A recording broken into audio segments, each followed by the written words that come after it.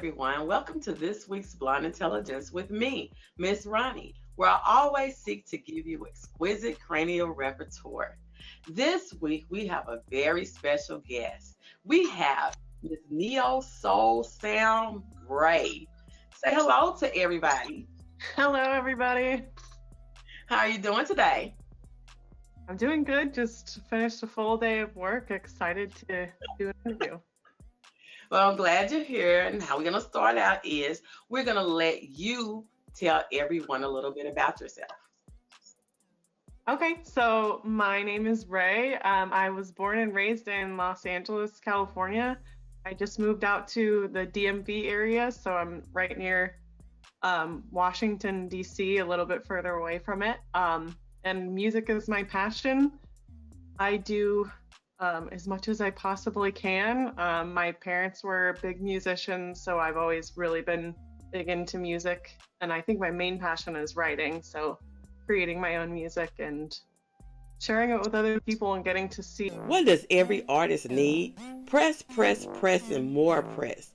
Music reviews, interviews, blog articles, press releases, the Blonde Intelligence video show, the Blonde Intelligence podcast, the Blonde Intelligence blog, Blonde Intelligence music reviews.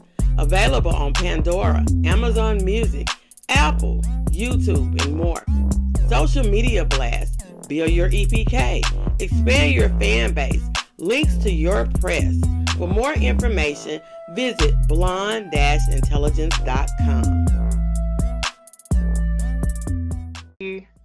Their feedback and how it affects them and how I can move people even through silly songs that are like basically don't have meaning, and then the songs that like can make people cry. Every song has something for somebody. Okay. So, how long have you been an actual professional artist? I guess I'd claim professional artist is when I first released my music. So I'd say for the last 2 years, it's been more of a profession for me. Okay, so really starting out and getting into the meat of things, and then COVID hit. How has that affected? It's been a big factor because basically my first two big releases or two or three big releases that came out were during COVID. So, and I'm in a new area, so I can't meet people. I can't go out and do open mics and promote my songs. So the only way I really have to promote is by paying for things, and I can't do any like live performance and exposure that way. So that's what I'm looking forward to it. You can. We'll talk later. But I'm looking forward to, I don't know, everybody's starting to get vaccines, and I've seen some open mic nights that are outdoors come up. So I'm starting to move back into making connections, but it's definitely slowed the process down a little bit. So do you think that it would have made a difference with COVID in your music career if you were on the West Coast as opposed to the East Coast at the time that COVID started? No way. I think it was worse out there. I also, in general, that the music scene is overpopulated in Los Angeles, and everybody thinks, that's where you're supposed to go. But when you've got millions of people all in the same area trying to do the same thing, it's very hard to stand out. And in DC, it's still a great place for music because a lot of people don't know how populated and how much DC has to offer, especially in the music scene. And there's a lot less people out here trying to make it in the industry. So you think that DC is more like you have more room to swim? Because there's a lot of people out here that do what I do, but still are looking to connect, and I can meet other artists, whereas in Los Angeles, everybody's got their own band. Everybody's already got the people that they work with. They're not looking to open up and work with you. And I've made more music connections here in the past 3 years that I've lived here than I did for 22 years of living in Los Angeles. So. Okay. So describe your sound to me. I think so. What I said is neo soul, to sum it up into one word. But I think I like to do a little bit of everything, probably except for country and like metal. But I do a little bit of jazz. I do a little bit of hip hop, even sometimes rapping in my songs. I do R&B and a little bit of a pop sound. So I like to add different elements from the music that I listened to growing up, and I had a very versatile music taste thanks to my parents. So it shows in my songs and my writing. Okay. Tell me about you as a songwriter. What do you mean? Your style, what's your process? Can you just take a subject? Do it have to be something that you're feeling, something that somebody else is going through? Tell me about you as a songwriter.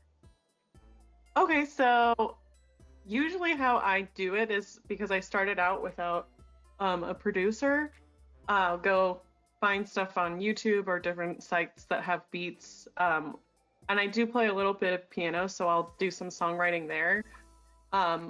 I usually have to hear the music first before I can get the words out. So when I'm doing stuff, when I find a beat on YouTube, I like to always do a nod to the producer.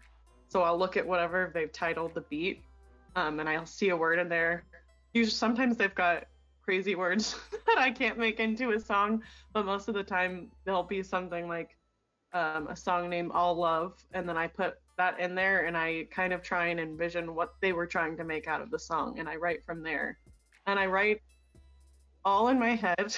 I barely have anything written down, and most of it's freestyled while I'm in the car, or like when I play piano, I freestyle it all too. So do you and record yourself, or do you just remember something the way that you wanted it to go? When does it get to paper or computer?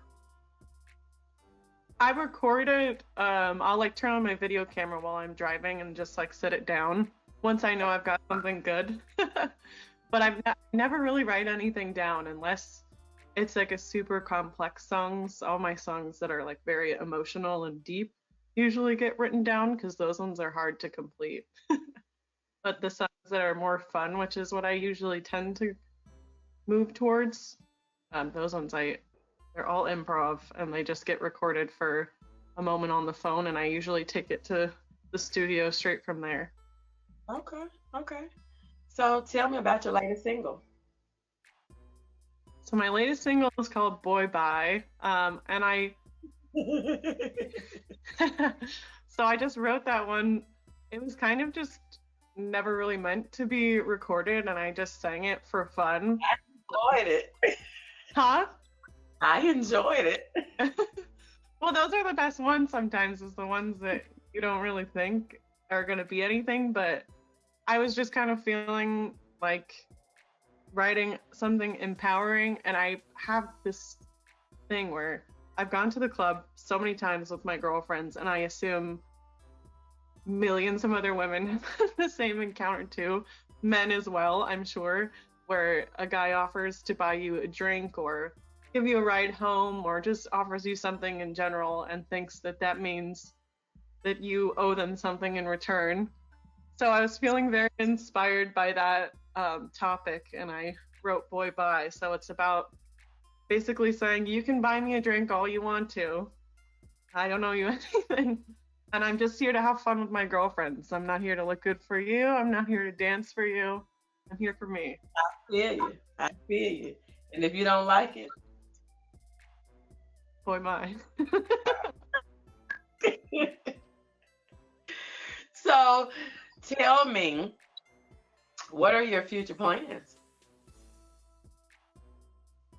What is future? Does that count as within like the next few months, or?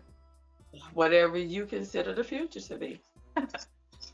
So, what does every artist need? Press, and more press. Music reviews, interviews, blog articles, press releases, the Blonde Intelligence video show, the Blonde Intelligence podcast, the Blonde Intelligence blog, Blonde Intelligence music reviews.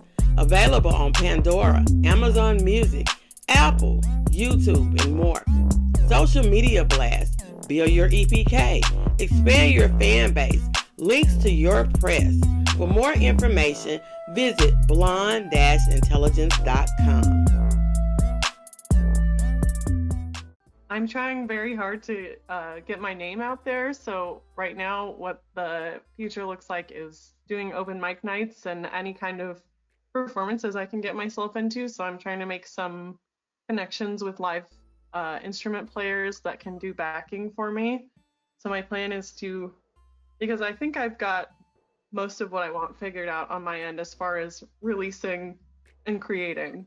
And I think I've got that pretty much set, but I don't have the live performance. So I want to get that mastered at least within the next year and get some people to listen to me that aren't my close friends and family. Okay. So how has social media been working for you? I think it's a great platform to grow on. I think the downside of it is that there can be so much negativity on it, and you force yourself when you're an artist, and especially an up and coming artist, you have to be on it 24/7, checking to see if somebody sent you a message, checking to see if somebody liked your post, how they're interacting with it. And I think it's a little bit consuming. That's why I want to try and move towards the live promotion. So I think it has its benefits, but I also think there's negatives to social media being the main ways of promoting your music right now. They make some services that you can purchase to help with all that. I'm not going to say that all of them are the best because I haven't tried all of them, but I have tried a couple of them where you can post there on their platform and it's supposed to go to all your social media sites at one time where you're only making one post. But always a catch. Instagram might only allow this many characters. LinkedIn might only allow this many characters. This one right here might allow this many characters. You still have to go back and edit for each one. I have not, me personally, have not came across one where you can actually post. But you can post videos simultaneously. I will say they all post videos, but as far as words, you might have to limit some of them. So you might want to look at that because they're only like $20, $25 a month. Oh, okay. But it does, all you add your social media sites and it posts for you. I thought I always needed a social media manager. Like, that's something I would look forward to if I was famous one day. Somebody to be able to take that over for me. Well, they have that. You only have to do the initial post and then it will post everywhere else.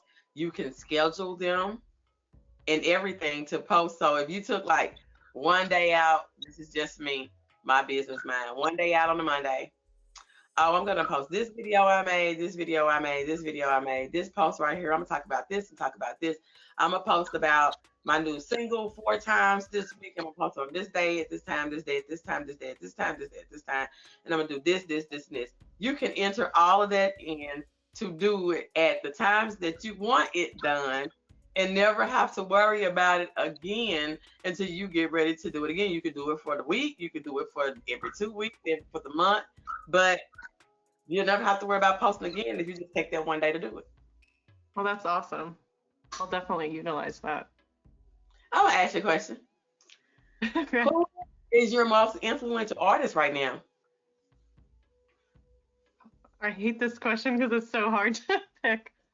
It can be more than one. I mean, if I asked one girl to describe herself, I interviewed her, and she said, I'm this and this and this and this.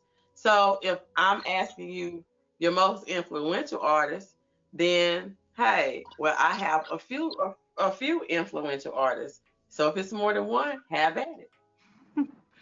Okay, I think for the majority of my career, I tried to imitate songwriting techniques a lot from Frank Ocean, and I really loved his music. and the sound of it and how it's kind of weird, but his lyrics are different. Like he's got different lyrics. Like he says, he doesn't say it's like an average pop song. He's unique, and that's called your signature sound. Yeah, and then as of lately, I've been getting a really big influence from old school hip hop. And there's this group called People Under the Stairs. I think they're a little bit later than old school, like maybe late 90s, early 2000s, but they've got a really big old school sound to them. So they've been a big influence on the music I've been creating, and that's what I look up when I try and find music that I want to create, is stuff that sounds kind of like theirs. Okay. Anybody else? I mean, I could go on and I mean, there's Pete Rock, there's a little bit of Ariana Grande, I've got a little bit of people tell me kind of like indie artists. I listen to Ingrid Michaelson and Regina Spektor a lot. I think Lizzo's a big inspiration to me. I love her music. I saw her. She was amazing. But yeah, I think women with big voices are my music or my influence in my music, and then old school hip hop is probably like my main influence from the male artist scene. Okay. Well, is there anything else that you would like to add? I don't know, just to say to go listen to my new song, Boy Bye. I've got a lot of music out, and to follow my social media. I don't know if that's something I can say. Yeah. What's your social media handle? It's at Rae the Singer, so RAE the Singer, and that should be everywhere. So Instagram and Twitter and all of that, you can find me there. And I've got 2 new songs I just put out. The one that we're talking about now is Boy Bye, but I think they're both great, and I think everyone will like them. What's your other single? It's called Call My Number. Call My Number. Boy Bye and Call My Number. We don't know what we want to do. Oh, no. That one is about a guy that keeps calling your phone all the time, but he tries to act like he doesn't want you. So you're kind of, why do you keep calling my phone if we all know. Another Boy Bye moment. Yeah. Most songs are about do stupid things. I bet your boyfriend be looking at you like you crazy. I said, luckily, none of these songs have been inspired by you. One time, and this is a fun story I can share, my first ever song that I put out is called Home in LA, and I was dating a guy at the time, and it was pretty vaguely about him, but like definitely about him, and I put it out while we were still together, and it was about how I felt like empty sleeping in bed next to the person I was with. I bet you that didn't go too well. A few weeks later. You know you can't do that. I said it wasn't all the way about you. That's the hard part about writing your own music and dating somebody. There. No, that's not the hard part. So you just have to wait to release it. I'm impatient. Hey, it helps me. It helped me express my feelings without having to have a one-on-one conversation. It sparked the conversation. You don't have to have one-on-one conversation, because if they listen to my new song, listen to this song. Hey, wait a minute now. Why you just didn't talk to me? Why you put in a song like that? I could start a music business where people message me and they tell me, hey, I want to break up with my boyfriend. Can you write a song for me? And they can just play the song. You're so funny. Well, thank you for coming. Yes. Don't forget to look for her new single, Boy Bye. She is that single Rae. You can find her everywhere on social media. And don't forget that we are on podcasts on all major podcasting platforms. We're also on IGTV, and the video portion is on YouTube. Thank you for coming. Bye.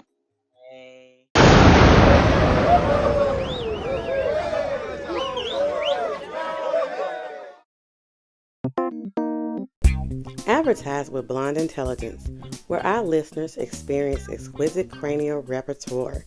Blonde Intelligence is a new podcast and video channel featuring entertainment, musical artists, producers, entrepreneurs, as well as discussions on social topics, making the Blonde Intelligence platform suitable for a wide variety of product ad types.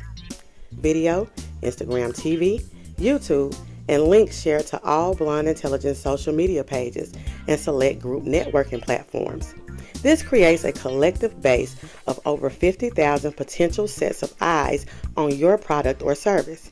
Each sponsored ad will feature on both the podcast and video platforms. Sponsors have the choice of either a voice ad or audio-video ad, with 3 options for placements. Create a win-win business partnership by advertising with Blonde Intelligence.